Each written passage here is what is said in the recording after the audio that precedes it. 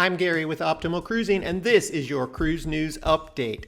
Today we're going to cover how the prolonged government shutdown is starting to impact cruisers everywhere, how the devastation caused by Hurricane Melissa is changing some cruise itineraries, and what's been going on with the cruise line stock prices lately could actually be a big benefit for average cruisers like you and me. The federal government has been shut down now going on 6 weeks, the longest shutdown in recorded history. And it is starting to cause cruisers to miss their ships, especially cruisers who have to fly into their port for embarkation day. While air traffic controllers and other TSA and border agents are required to report to work even during the shutdown because they're essential workers, they're still not getting paid. So imagine not getting paid for 6 weeks and still being required to go into work. Well, it's causing more and more of them to start to call in sick. And this is rippling through the travel community. So it starts with the airlines, and lots of flights are now getting canceled because there isn't enough personnel to manage all of the flight activity safely.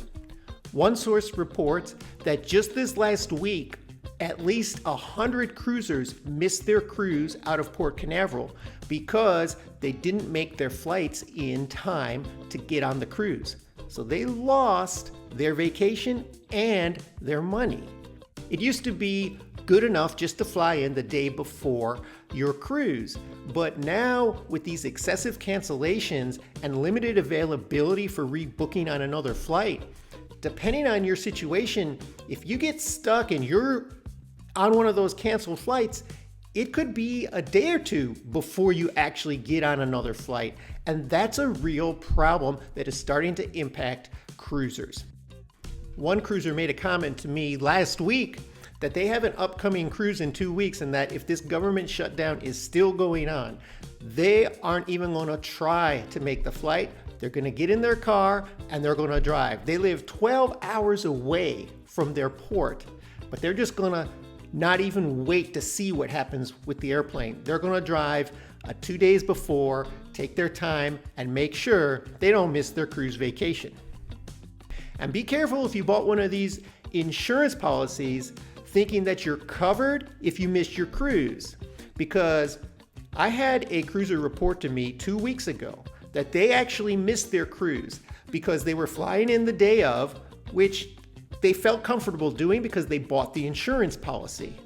They thought if something happens and they miss the cruise, they're covered. And sure enough, they were on one of those flights that got canceled. And they did miss the cruise. But they thought, no big deal, we'll get our money back and we'll go another time. So they called the insurance company. But the insurance company said no dice. Because of the government shutdown, they were not going to cover his missed cruise. Make sure if you have one of these policies and you're relying on it, given the current situation, that it will cover you. Because some of them have clauses that exclude certain national events like this and make the insurance company not liable. If you have a cruise planned for Jamaica in the next month, you'll probably be missing the port because last week Hurricane Melissa caused significant damage, and Jamaica is now closed to all cruises until at least December 15th. And that's an optimistic opening time because there's a lot of checks that will need to go on safety-wise to make sure that that port is able to accept cruise ships again. And also the infrastructure and the devastation on the island is going to need to be cleaned up and gotten ready for visitors. I'm not so sure they're going to make that deadline, but keep this in mind. If you have a cruise that's supposed to call there, you might end up skipping that port for another one, or you might get an extra sea day. Depends on what the cruise line decides. It's just something to be aware of. Now, this next story is actually good news for us cruisers. But before I get to it, make sure you subscribe to our channel. That's what helps us grow, and you'll get all of our cruising updates.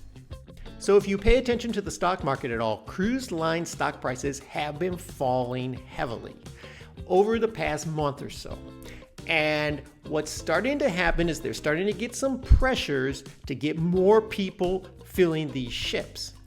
And we've seen some very aggressive casino offers go out, especially by Royal Caribbean, offering more options, bigger ships, which they usually don't offer in these freebies to casino players. So if you're a casino player, let me know in the comments if you've seen some of these offers, because I've heard from people that the free cruise offers to gamblers have really gotten better over the past 4 to 6 weeks. And the next step is really for cruise lines to start slashing prices. So we could see in this Black Friday sales season some huge cruise deals, because they're under pressure to fill these ships to start bringing their stock prices back up, because it's not just about making that sale. It's once they get people on the ship that they really start spending more money, and that is what drives the cruise line's revenue and helps them buoy up their stock prices. And finally, in some bonus cruise news, Carnival Cruise Lines is being sued for some rather disgusting reason. A couple in Maryland who was recently on a Carnival cruise is suing the company for bed bugs in their cabin. Now, the couple claims that after the first night in their cruise cabin, they felt some itching and some rash-like symptoms on their skin and had some redness in certain areas. And they didn't know the cause of it. So they went another night, and the second night it got even worse, and they started having bumps and itching and things that just felt like bugs, and they couldn't figure it out. By the third day, they had torn apart the bed and found actual live bed bugs, bed bug carcasses, larvae from bed bugs, stains. It was really gross. And when they brought it to the attention of their cabin steward and the customer service desk, they didn't really do anything about it. And there's an allegation in the lawsuit that Carnival actually knew about this infestation and just didn't clear up the problem before allowing other guests in. And that's why I always check my bed when I get on a cruise, and you should too. All you really need is a flashlight, or you can even use that little light on your cell phone. You just lift up the mattress and shine a light under there. If you see any movement or black dots, you probably have bed bugs, and it's something to look into before you even unpack your bags. There are actually a lot of ways that cruise lines try to make more money off us cruisers, and it really has very little to do with what they charge us up front. I'll tell you all about that right here.